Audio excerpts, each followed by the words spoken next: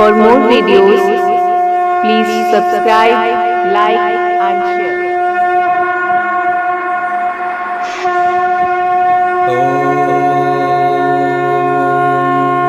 दुर्गे नमः।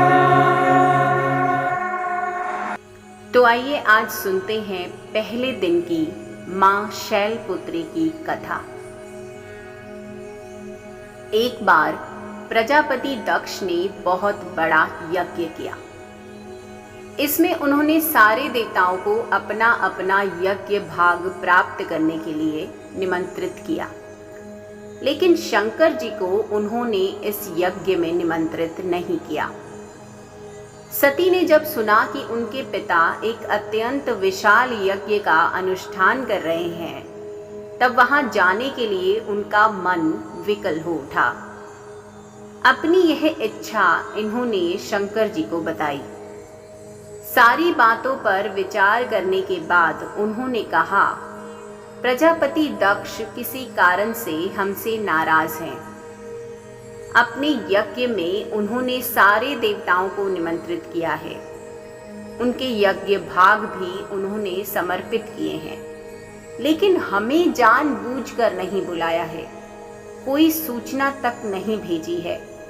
ऐसी स्थिति में तुम्हारा वहां जाना सही नहीं होगा। शंकर जी के ये कहने से भी सती नहीं मानी। उनका प्रबल आग्रह देखकर भगवान शंकर जी ने उन्हें वहां जाने की अनुमति दे दी। सती ने पिता के घर पहुंचकर देखा कि कोई भी उनसे आदर और प्रेम के साथ बातचीत नहीं कर रहा है। केवल उनकी माता ने स्नेह से उन्हें गले लगाया। बहनों की बातों में भी व्यंग्य और उपहास के भाव भरे हुए थे। परिजनों के इस व्यवहार से उनके मन को बहुत दुख पहुंचा। यह सब देखकर सती का हृदय शोभ, गलानी और क्रोध से संतप्त हो उठा। उन्होंने सोचा, भगवान शंकर जी की बात ना मान यहाँ आकर मैंने बहुत बड़ी गलती की है। वे अपने पति भगवान शंकर के इस अपमान को सह ना सकी।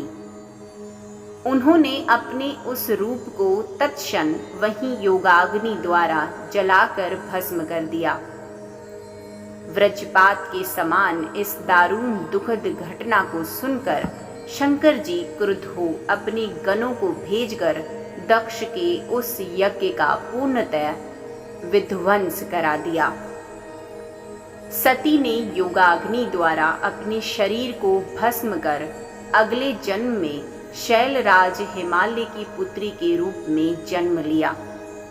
इस बार वे शैलपुत्री नाम से विख्यात हुई। माँ दुर्गा के इस रूप शैलपुत्री की जय जय हो।